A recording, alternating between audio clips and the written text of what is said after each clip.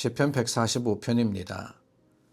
왕이신 나의 하나님이여, 내가 주를 높이고 영원히 주의 이름을 송축하리이다. 내가 날마다 주를 송축하며 영원히 주의 이름을 송축하리이다.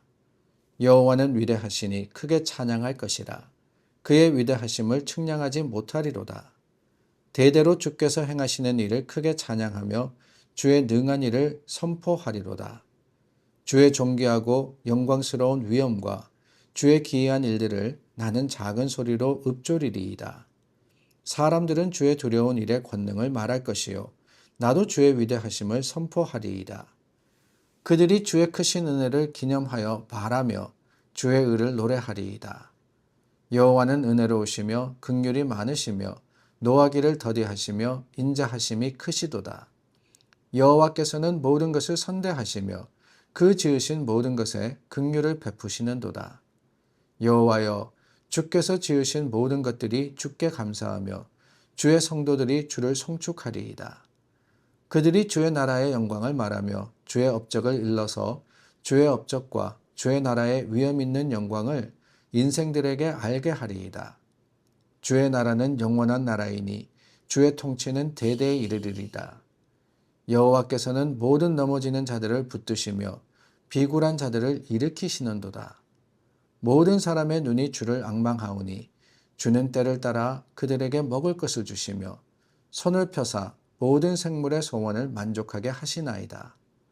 여호와께서는 그 모든 행위에 의로우시며 그 모든 일에 은혜로우시도다. 여호와께서는 자기에게 간구하는 모든 자, 곧 진실하게 간구하는 모든 자에게 가까이 하시는도다. 그는 자기를 경외하는 자들의 소원을 이루시며 또 그들의 부르짖음을 들으사 구원하시리로다. 여호와께서는 자기를 사랑하는 자들은 다 보호하시고 악인들은 다 멸하시리로다. 내 입이 여호와의 영예를 말하며 모든 육체가 그의 거룩하신 이름을 영원히 송축할지로다. 저희가 시편의 말씀 계속해서 나누고 있습니다. 145편을 나누었는데 오늘 본문에 반복되어서 나오는 한 가지의 표현이 있죠. 다름이 아니라 송축합니다 라는 말입니다. 송축합니다. 아니 145편만이 아니라 시편을 보면은 시편 전체 그 책에서 송축한다 라는 표현이 상당히 많이 사용됩니다. 송축한다는 게 뭘까요? 여러분, 히브리어 성경에는 이 송축이라는 단어를 바라크라는 단어로 사용했습니다. 바라크. 히브리어는 여러 가지 뜻이 한 단어에 함축되어 있을 때가 많습니다.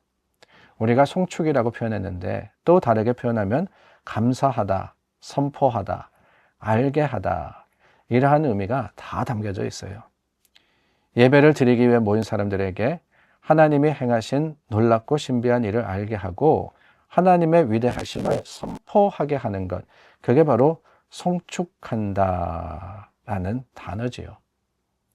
우리가 영어로 표현할 때는 어떻게 하느냐, 이것을 praise, 찬양이라고 표현합니다. 찬양. 하나님을 찬양합니다. 하나님을 경배합니다. 그것이 바로 우리가 하나님께 드리는 송축의 모습인 것이지요. 그렇다면 여러분, 우리는 무엇 때문에 하나님을 송축합니까? 우리의 송축의 근본적인 이유가 뭘까? 다름이 아닙니다. 시편의 기자가 고백하듯 하나님께서 위대한 일을 하셨기 때문입니다. 주님의 하신 일, 우리의 상상이 미치지 못하고 우리 눈으로 보는 것도 다 알지 못합니다. 귀로 듣는 것은 깨닫지 못하는 것이 더 많습니다. 그러나 그 모든 일들 가운데 하나님의 계획과 섭리가 구체적으로 이루어져 가고 있기 때문에 창조의 그 순간에서부터 지금에 이르기까지, 아니 영원토록 하나님께서 모든 것들을 다스리고 모든 것들을 인도하심이 우리의 찬송의 제목이다라고 하는 거예요. 그게 바로 하나님의 위대한 일입니다. 여러분, 그런 일 누가 할 수 있겠어요? 세상에 어떤 지혜가, 어떤 힘과 능력이 하나님의 하신 일을 할 수 있겠습니까? 그러나 하나님, 영원하시고 뛰어나신 그 하나님께서 우리를 택하시고 부르셨기 때문에 하나님은 오히려 그 사랑으로서 우리를 지키시고 인도해 주시는 거예요. 그 하나님의 행사와 하신 일을 우리는 고백하지 않을 수가 없는 겁니다. 한 학자가, 이 심리학자가 특이한 실험을 했다 그래요. 어느 동네에 한 구역을 택해서 집집마다 백불을 갖다 놨습니다. 근데 실험 첫날 사람들은 그가 미친 사람이 아닌가, 이게 도대체 어떤 사람이 한 일인가 의아해하면서도 슬그머니 그 돈을 집어갔답니다. 이틀째, 사흘째가 지나자 이 $100씩 집 앞에 놓고 가는 사람 이야기로 동네가 떠들썩해졌습니다. 근데 둘째 주가 되니까 현관 앞에 나와서 돈을 기다리는 사람이 생겼고, 셋째 주가 되니까 아니 이 100불짜리를 받는 것을 이상해하지 않고, 넷째 주가 되니까 당연한 것처럼 돈을 집어갔다라고 해요. 한 달이 지나서 이 심리학자가 돈을 집 앞에 놓지 않고 그냥 그 동네를 지나갑니다. 그랬더니만 사람들이 뭐라 그랬겠어요? 아니, 어떻게 저럴 수 있느냐? 오늘은 왜 안 주고 가느냐라고 따지더래요. 불쾌하면서. 여러분 생각해 보시기를 바랍니다. 아니, 공돈 아닙니까? 심리학자가 100불씩 그렇게 줬다 그래서 그것을 받을 자격이나 아니면 무슨 이유가 있는 것이 아니었습니다. 그런데 시간이 지나다 보니까 그것을 당연시 여기고, 당연시 여기다 보니까 마치 자기의 권리인 양 생각하는 것, 그러면서 감사하기는커녕 불평해하는 것, 이게 우리의 모습이 아닐까요? 하나님의 은혜를 받은 우리의 삶에 드러난 하나님의 그 놀라운 사랑의 모습이 얼마나 많습니까? 우리가 나약해도, 허물 많아도, 부족해도 참아주시는 하나님, 우리를 향해서 긍휼을 베푸시고 참 선대하시는 하나님. 여러분, 뭐 때문에 하나님이 저와 여러분들을 이렇게 참 잘해 주심으로 대하시느냐 생각 한번 해보시기를 바랍니다. 왜 하나님 날 사랑하시고 왜 하나님 나를 지키시고 인도하시느냐? 내게 무슨 자격이 있어서입니까? 뭔가를 잘해서? 하나님 앞에 내가 하나님이 나에게 빚진 게 있어서? 아니지요. 우리의 모습이나 행위로는 그 이유가 될 수가 없습니다. 다만 하나님의 주권적인, 하나님의 전적인 그 택함으로 인해서 우리가 하나님 자녀 되었기 때문에, 그 이유밖에 없어요. 하나님이 그러시려고 작심하셨다는 겁니다. 우리의 뭔가를 보고 우리의 뭔가가 그 이유가 되어서가 아니라 하나님 그저 저와 여러분들을 사랑하시기를 작심하셨고, 그 마음으로서 오늘 우리를 대하시기 때문에 우리는 사랑받은 사람입니다. 특권이 아니고요. 우리가 특권이라고 생각하는데 특권이 아닙니다. 자격 없습니다.